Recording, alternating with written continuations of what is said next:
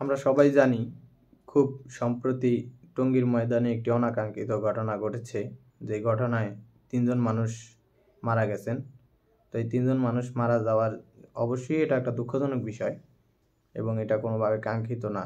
তো এই ৩ জন মানুষ অনাকাঙ্ক্ষিতভাবে মারা যাওয়ার কারণে অনেক মানুষ আমি দেখলাম যে অনলাইনে খুব সক্রিয় একটা বিষয়ে যে তাবলিগ জামাত নিষিদ্ধ করা হোক। তো তাবলিগ জামাত নিষিদ্ধ করার যারা দাবি তুলছেন তাদের মধ্যে অনেকেই আবার দেখলাম গণতান্ত্রিক রাজনীতিতে খুব সক্রিয়। তো আমি একটু বের করার চেষ্টা করলাম যে গণতন্ত্রের নামে কেমন মানুষ মারা যায়, এটার একটা খুব ওভারভিউ ছোট্ট একটা পরিসংখ্যান আমি বের করার চেষ্টা করলাম।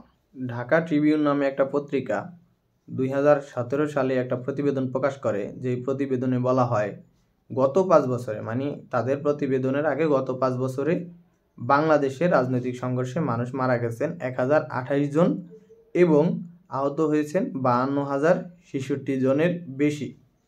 এটা হচ্ছে গত 5 বছরের পরিসংখ্যান 2017 সালে। বিজনেস স্ট্যান্ডার্ড 2023 সালের জুলাই মাসে একটি প্রতিবেদন প্রকাশ করে। যেই প্রতিবেদনে ওনারা বলেন 2023 সালের জানুয়ারি থেকে জুন পর্যন্ত এতটুকু সময়ে রাজনৈতিক সংঘর্ষের কারণে নিহত হয়েছেন 38 জন এবং এখানে আহত হয়েছেন 3,888 জন। এই সেম পত্রিকাই আবার অক্টোবর 2023 সালে আরেকটা প্রতিবেদন প্রকাশ করে। যেই প্রতিবেদনে বলা হয় জানুয়ারি থেকে সেপ্টেম্বর পর্যন্ত এই সময়টুকুর মধ্যে রাজনৈতিক সংঘর্ষে বাংলাদেশে মানুষ মারা গিয়েছেন 60 জন এবং আহত হয়েছেন 6,743 জন।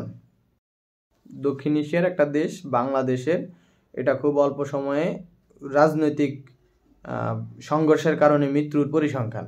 তো সারা পৃথিবীতে এরকম কত মানুষ মারা যায় আমি আর ওইসব হিসাবে যাই নাই। তো যদি নিষিদ্ধ কোনো কিছু করতে হয় তাহলে আগে নিষিদ্ধ হওয়ার দাবিদার হচ্ছে গণতন্ত্র এবং গণতান্ত্রিক নির্বাচন পদ্ধতি। এটা হচ্ছে আগে নিষিদ্ধ হওয়ার দাবিদার, তারপরে অন্য কিছু অ্যাকর্ডিংলি আসেন। আর যারা গণতান্ত্রিক রাজনীতি এত কিছুর পরেও যারা গণতান্ত্রিক রাজনীতি করেন ওনাদের এইসব বিষয়ে অন্ততপক্ষে কোনো কিছু নিষিদ্ধ হওয়ার বিষয়ে ওনাদের কথা বলার আগে ওনাদের নিজেদের লজ্জা হওয়া উচিত।